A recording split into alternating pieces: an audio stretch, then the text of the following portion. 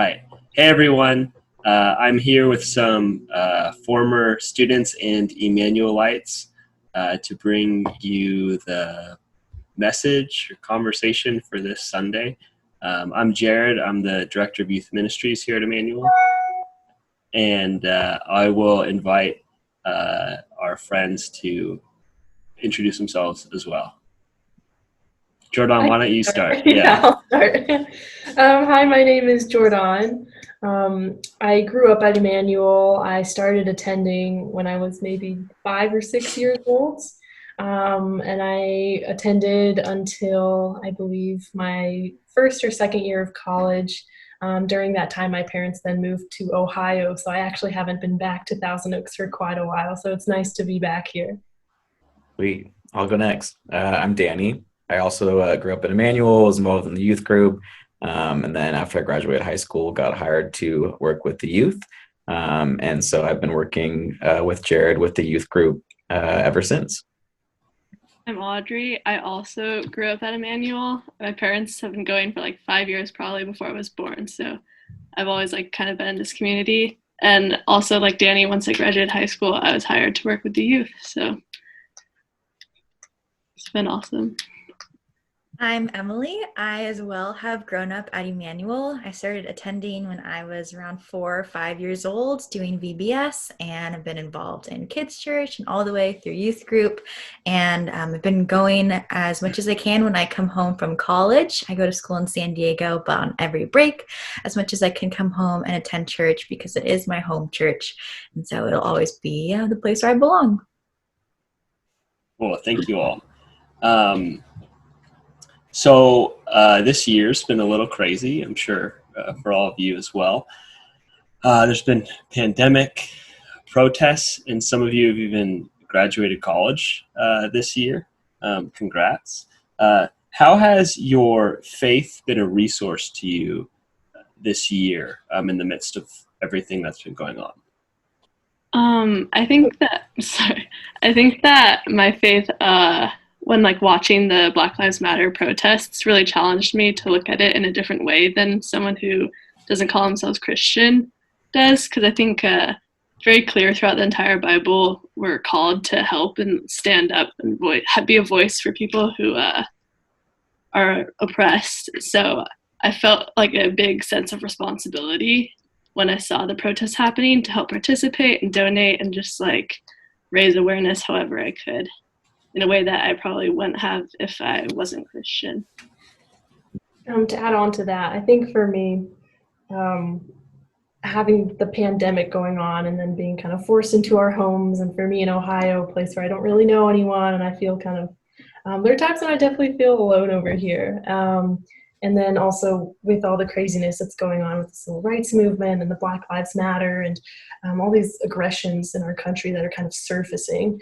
I think for me, my faith has been a constant resource for me, and specifically with prayer. It's kind of my go-to, having conversations with God and trying to grasp our reality and trying to understand what on earth is going on, and not being afraid to say, I need help, I feel alone, I feel stuck, or I'm not sure, and just having questions and having conversations with God, I think for me has been a really big resource these past few months. My faith has definitely been something that I've realized has kind of been easy to forget about at some times.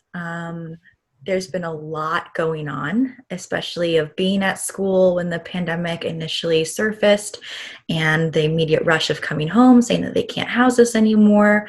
It was kind of easy for that to go in the back of my mind when so many other things clouded the forefront. But whenever I took a moment to stop and, like Jordan was saying, bring back prayer, brought a lot of peace to me and a lot of understanding and hope in the midst of a lot of fear and uncertainty, because there definitely was a lot of confusion and a lot of frustration and anger that was happening. My second semester of my junior year is being taken away from me, and especially for the rest of you guys that were graduating, there are these monumental milestones that were being stripped away, and that brought a lot of hurt for me and a lot of communal suffering with a lot of other people. But I think reflecting back on my faith and acknowledging as it as being a grounding tool for me, and that being able to talk with others about how we are all dealing with this is like faith in action for me. So even if it isn't necessarily an overt discussion that's like based around a Bible study or something, but just being able to communally talk about everything that's going on was for me experiencing faith. And that was very, very helpful during a pretty tumultuous time. For me, I was thinking about this question this week, and coincidentally was reading a Henry Nouwen book and found a very fitting quote from it. So I'm going to read it real quick, if that's all right. He says, "The word so often translated faith in the New Testament comes from an ancient word that literally means trust.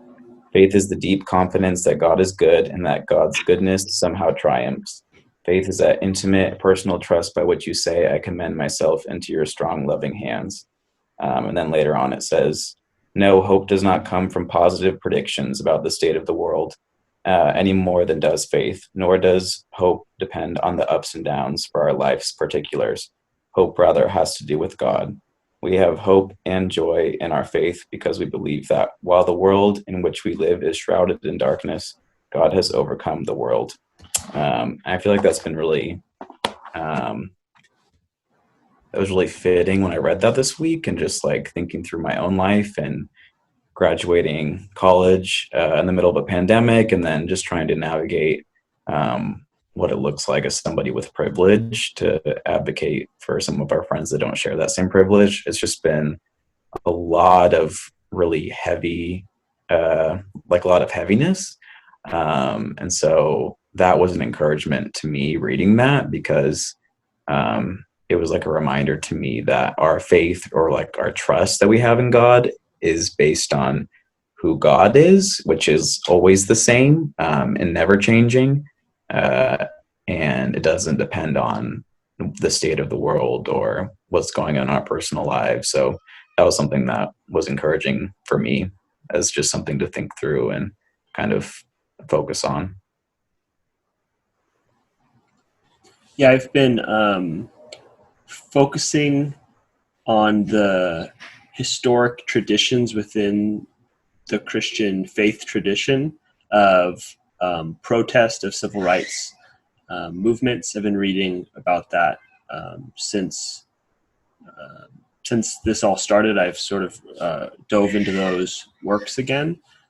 So I think my faith has been a resource to me, specifically in relationship to propelling me to the movements of civil rights. And then kind of like what you were saying, Danny, we're going to, in a moment, talk about a Frederick Buechner quote. I was looking at some more stuff he said. I hadn't really heard of him too much before, and I came across a quote. He says, "Here is the world. Beautiful and terrible things will happen. Don't be afraid." And I find that really comforting. I find it really helpful in uneasy times of sickness, of violence even, that here's the world. Beautiful and terrible things will happen. Don't be afraid. And obviously filled out the fact that we have a God who loves us, who is near, who fights with us. Okay. Transitioning a little bit, there's sort of apparent contradiction. Jesus talks about immense joy that he promises. Their joy will be complete, right? He promises his disciples, but he also assures them that suffering is coming. I think most of us have heard some people navigate or frame this topic in terms of vocation. Like, I know we've heard it at the mission conference. I think Shane Claiborne said something to the effect of, your vocation is where your joy meets the world's suffering. I'd heard that quote in various forms before, so I looked into it a little bit, and I think it originated from Frederick Buechner, the person I just referenced, who was a pastor in our denomination. And he says, the place God calls you to is the place where your deep gladness and the world's deep hunger meet. How has this concept played into your education or career choice? And have the events of this year helped shape that direction in any way? Those are really poignant and very beautiful quotes. So thank you for sharing that, Jared. I remember hearing that by Shane Claiborne. And I remember it really hitting me during a time in my life where I was reflecting on my own vocational calling, and I have been called to ministry. So I am studying right now to become a pastor, and hopefully after I graduate next spring, I'll be able to go to seminary. So that is my calling, and I really want to work in a church doing pastoral counseling. And I've realized this past year, especially, of just realizing how much brokenness and hurt there is in this world, and how there's in need of so much reconciliation between the church and people groups. And that has been something that's been really heavy on my heart. I've worked with the homeless community in San Diego as I've been going to school down there. And that has been the window to me into a group of people that I had my own prior biases about, but it took me going and meeting them and having personal interactions that I completely had all of my presuppositions completely shattered. And so that has been very, very prominent for me, especially during all the movements that are happening right now, being able to get out of my comfort zone and stand beside as allies to a lot of people that are feeling oppression. And as somebody who is going to work in the church and that is my calling, I feel like it is my job to apologize on behalf of the church for so many centuries of hurt. And that has just emphasized so much more my calling of wanting to just propagate love and justice. And so it's been a real blessing to be able to be a part of movements and be a part of protests and all of that, and just getting to meet people.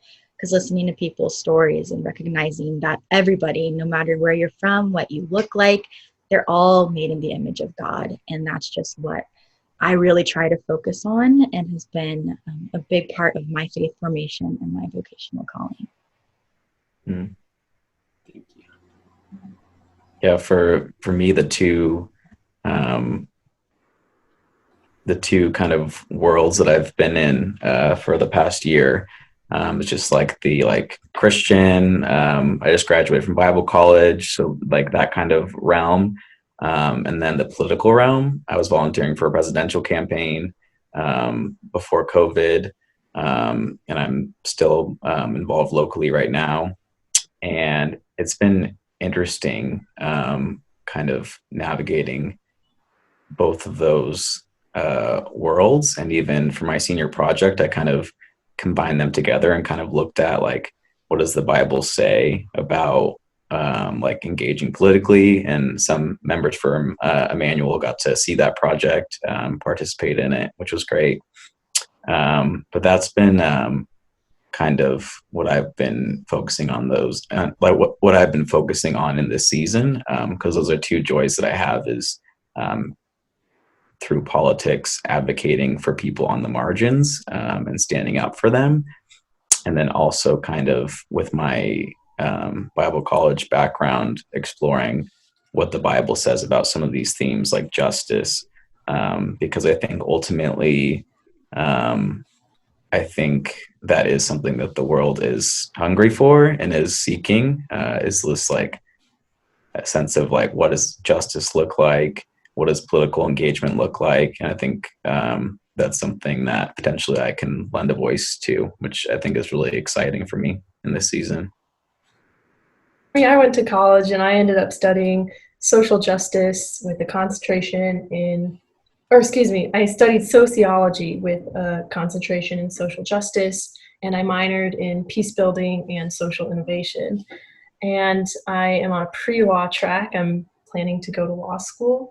But the way in which this quote kind of resonates with me, the part about meeting the world's deep hurt. That's something that really sticks to me because the type of law that I want to go into is international human rights.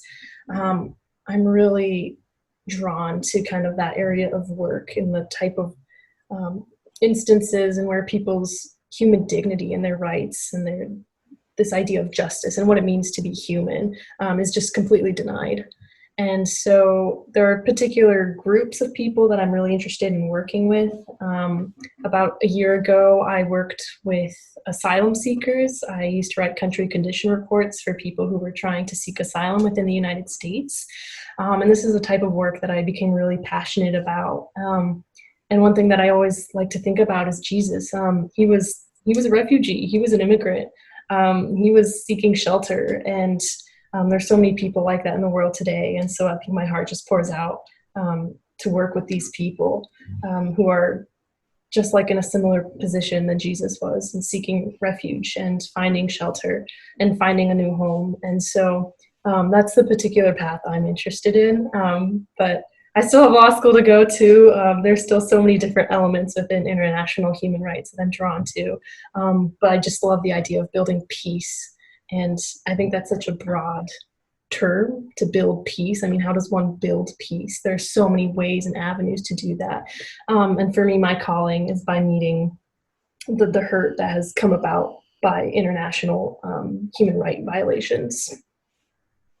When I was younger, a lot of the people that I looked up to in the church were all involved in ministry, and it wasn't like I necessarily felt pressured to like be in ministry, but there was always this like feeling of me like as a kid where it's like I don't really want to go into that path of just ministry, but like I want to like be able to like spread like the word of Christ around. And I realized, and like quotes like this like are a big comfort to me, because I realized that by following your vocation, it doesn't necessarily have to be a path of ministry.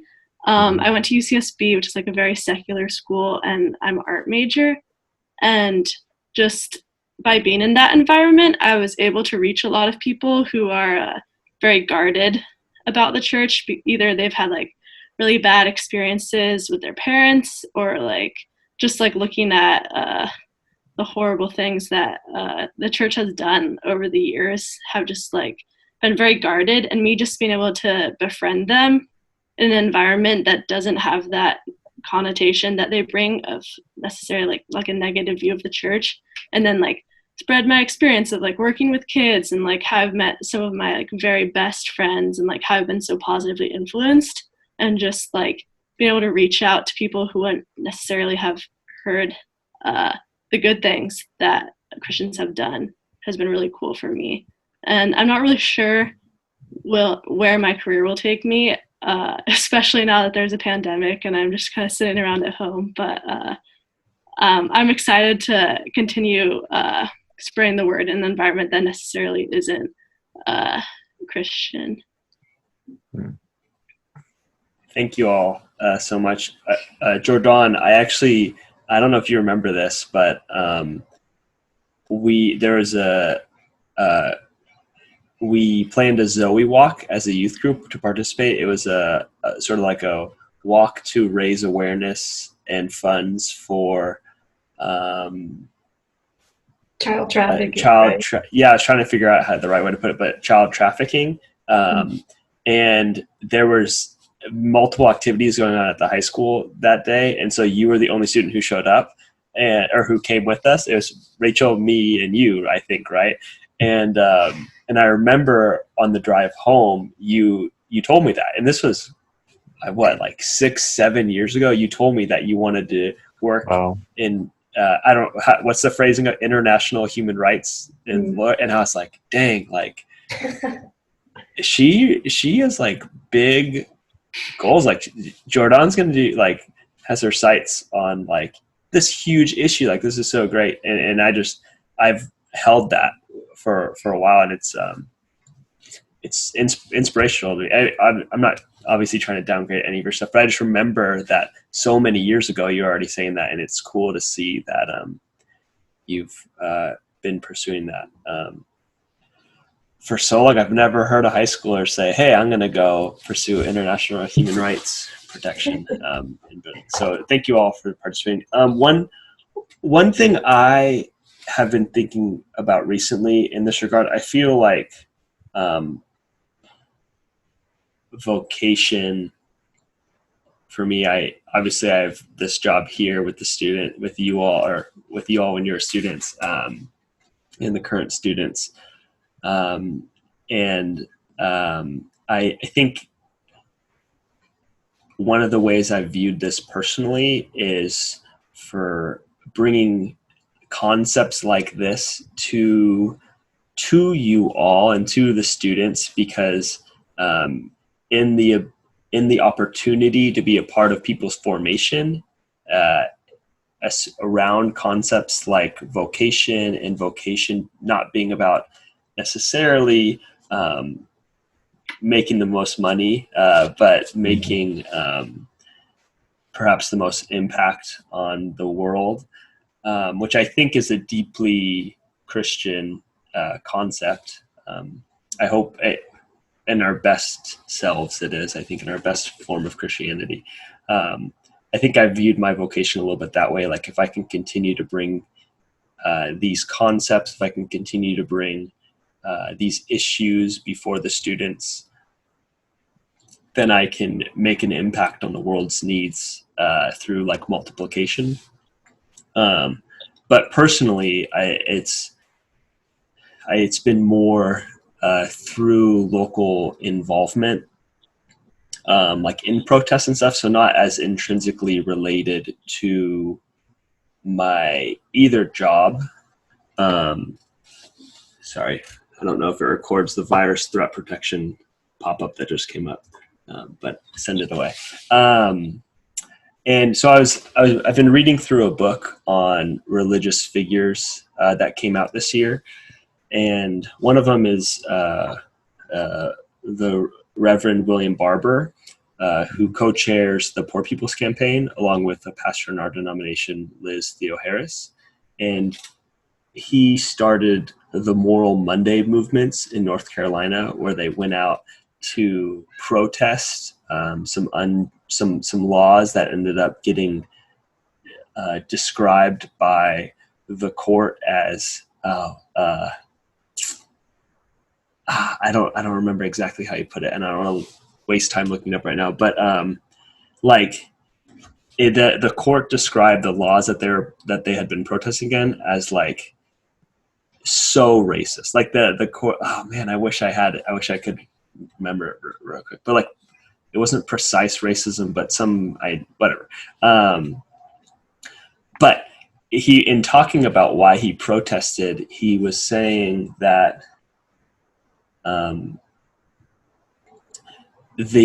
what the laws needed, and I think the quote is acts that dramatized the shameful. So they went out because they wanted to dramatize, to call attention to the things that were going on that were shameful, bring it to the public light. And so that concept is sort of, and that concept's deep history in the Christian tradition is something that has felt like a call to me for the past couple of years. And as the church knows, and the youth has been involved and even organized a few protests over the past couple of years, or participated in Zoe Walk, things that dramatize the shameful. And so that has been a thread throughout my time at Emmanuel, participating with the students and things like that. But in these times when things feel heightened, being a part of that dramatization, that publicization of those issues has felt like a place where I feel drawn to. Okay. Moving into the last topic, starting next week, Pastor David said that Emmanuel's going to be going through James, the letter from James. And when he said that, I thought of a few verses that I felt were relevant. So I'm just going to read them. And if any of them produce some sort of reflection in regards to these topics, I invite you to share. By no means you have to include all the verses, if at all. But I wanted to just read them. They're all from the book of the letter from James, chapter 1, verse 26 to 27. I'll read them aloud. If those who claim devotion to God don't control what they say, they mislead themselves. Their devotion is worthless. True devotion, the kind that is pure and faultless before God the Father, is this: to care for orphans and widows in their difficulties, and to keep the world from contaminating us. Chapter 2, verses 8 through 18. You do well when you really fulfill the royal law found in Scripture. Love your neighbor as yourself. But when you show favoritism, you are committing a sin. And by that same law, you are exposed as a lawbreaker. Anyone who tries to keep all the law, but fails at one point, is guilty of failing to keep all of it. The one who said, "Don't commit adultery," also said, "Don't commit murder." So if you don't commit adultery, but do commit murder, you are a lawbreaker. In every way, then, speak and act as people who will be judged by the law of freedom. There will be no mercy in judgment for anyone who hasn't shown mercy. Mercy overrules judgment. My brothers and sisters, what good is it if people say they have faith but do nothing to show it? Claiming to have faith can't save anyone, can it? Imagine a brother or sister who is naked and never has enough food to eat. What if one of you said, "Go in peace, stay warm, have a nice meal"? What good is it if you don't actually give them what their body needs? In the same way, faith is dead when it doesn't result in faithful activity. Someone might claim, "You have faith and I have action." But how can I see your faith apart from your actions? Instead, I'll show you my faith by putting it into practice in faithful action. And lastly, James chapter 5, verses 1 to 4. And these are all out of the CEB translation. Pay attention, you wealthy people. Weep and moan over the miseries coming upon you. Your riches have rotted. Moths have destroyed your clothes. Your gold and silver have rusted, and their rust will be evidence against you. It will eat your flesh like fire. Consider the treasure you have hoarded in the last days. Listen, hear the cries of the wages of your field hands. These are the wages you stole from those who harvested your fields. The cries of the harvesters have reached the ears of the Lord of heavenly forces. I'll read the last verse. I forgot to include it to you all, but you have lived a self-satisfying life on this earth, a life of luxury. You have stuffed your hearts in preparation for the day of slaughter. You have condemned and murdered the righteous one who doesn't oppose you. So, fiery conclusion section to James. As I have been thinking about vocation of the suffering of the world and of our present time, the church's role in being a voice for the sufferers, or to be honest, in popular culture in our country, it seems a voice against the sufferers, unfortunately. As you think about these verses and the church and perhaps the world that you would identify with in relation to these topics, and perhaps in relation to vocation and things like that, like what sort of reflection came to you? Chapter 2, verses 16 really stood out to me, and I'll read that one really quick again, where it says, if one of you says to them, "Go in peace, keep warm, and be well fed," but does nothing about their physical needs, what good is it? And then 17, in the same way, faith by itself, if it is not accompanied by action, is dead. That really stood out to me, and the first time I read it, kind of teared up a little bit, because I feel like that is happening so frequently in our culture today. Living in Thousand Oaks, this is a pretty much white, suburban, fairly evangelical Christian community. And that is definitely the sphere of people that I have gotten to know and who I've just gone to school, and just that's kind of been my close group of people.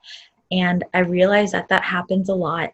And I'm definitely guilty of it, of like posting things on social media and saying a lot of stuff, but not having it necessarily be accompanied by action. And so having this be written in James, of saying how necessary it is to have action, that if you don't, the faith in itself is dead. Like that's very overt, that's very black and white of that kind of statement. And it sounds a little scary, like, oh my gosh, if I have this faith that I believe is so big and I'm attending church and I read my Bible and I pray, but I'm not accompanied by taking that and having it be tangible action, it's almost like it's all worthless.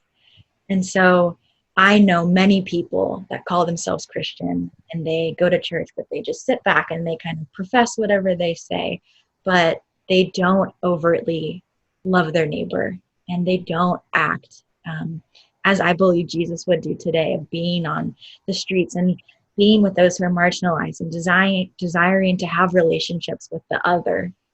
That was just very, very big for me. And so reading this seems like a call to action, because I look at myself and I frequently say, how much do I pass by somebody that's on the corner that has a sign that says, feed me, clothe me.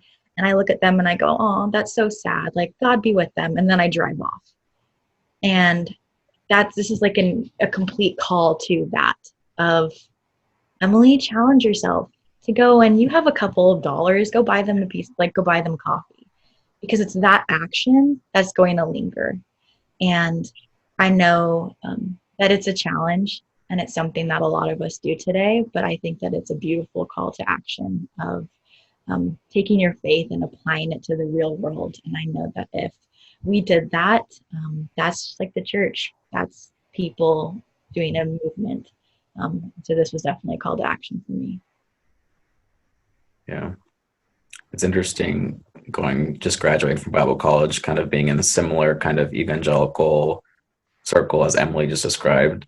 I would come up to a lot of opposition from some of my professors, some of my friends, just kind of questioning, like, well, why are you so focused on these like political issues, focusing on homelessness or social justice or different issues like that, environmental justice.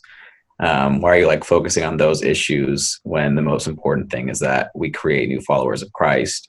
And so it was always a very like interesting conversation to me, because I don't think that the two are like mutually exclusive at all. Yeah, to me, I feel like I would almost even say that like when we advocate for people, when we advocate for justice, that's like a way of spreading Jesus, because that's what Jesus would do, and that's what he did when he was on earth, is he gave dignity to people who didn't have it. Yeah, again, like Emily was saying, from these passages, it's so clear. It's something that makes us evaluate our own lives too, and like what areas we've neglected to stand up for justice when we maybe should have, or kind of fell into the trap of some of my friends and professors that I met, and me even, also sometimes, which is, the most important thing is like sharing the good news. And it's like, that's important, but there's also like other ways that we can care for people too, in like really concrete ways that potentially could echo much further than even just that one action. So that's kind of, if I could like cut in real quick, just because I know you're thinking on this also, having such a small view of what the good news is, that the good news is only a sentence, or only a theoretical tenet you agree to. It's but to understand that the good news is action. The good news is something you do. It's not just something you say. And James says it right here, right? He says, what good is it if you don't actually give them what their body needs. Like, how could you be more clear than that, Jane? Give them what their body needs. Like, so, or your faith is dead, right? That's kind of what he's saying. James said it, not me. Yeah, it's definitely not either or. It's like very clear that they go hand in hand. Like, as Christian people, we ought to be like, when we're like sharing with people about Jesus, it's like in the same time it's like when we're caring for their physical needs also. So yeah, very interesting. And chapter 2 was, there will be no mercy and judgment for anyone who hasn't shown mercy. Mercy overrules judgment. And I think oftentimes, like, a own fault that I have, well, like, given like the United States at this time, like, it's a super polarized environment, people have like very opposite views, and both those sides kind of like clash against anything that comes from the other side. So often I catch myself falling into this trap of disagreeing with people who have very different opinions than me, and I almost like get a sense of like self-righteousness, like, oh well, at least I don't like believe those things. And I think like very clearly here it's like you get like no kudos for judging other people. Like, Jesus wasn't going around gossiping to the disciples about how horrible the Pharisees were. And I think it's very much like, instead of focusing on what other people are doing wrong, very much just focusing on how you yourself can help others, like Danny and Emily were saying, and how you can provide like very direct, helpful action, which is something I, in my anger, often get distracted from. Yeah, for me, I think the one that sticks out to me is actually the verse in chapter 5. It's so, the church James is writing to has has people of different classes. It has field hands and it has farm owners, and James is calling out the owners of the farms for not paying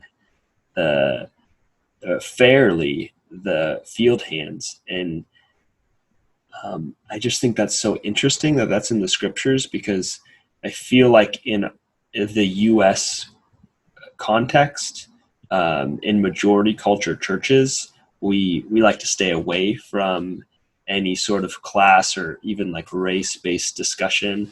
You don't hear these sort of the people of wealth getting called out for mistreating the people that not paying the people that work for them enough. And it's so interesting, like James is doing that in the Bible. So I think the idea of the scripture speaking directly to wealth disparity, and in like really harsh language, right? Like, I'm even uncomfortable reading that, probably because I'm considered a person of wealth on the global stage, right?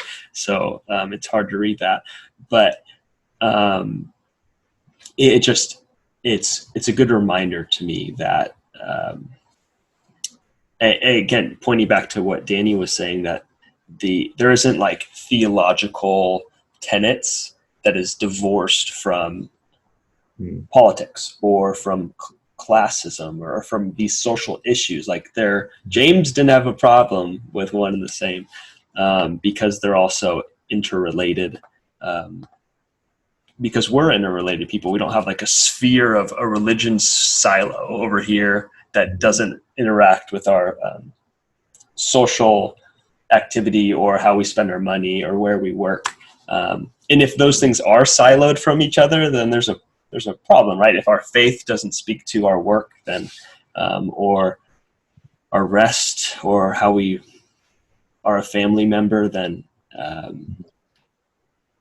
when we're faith without works, right? It's not related. So, well, I thank you all so much for bringing the word to Emmanuel today, and I appreciate you giving your time and energy to thinking through this.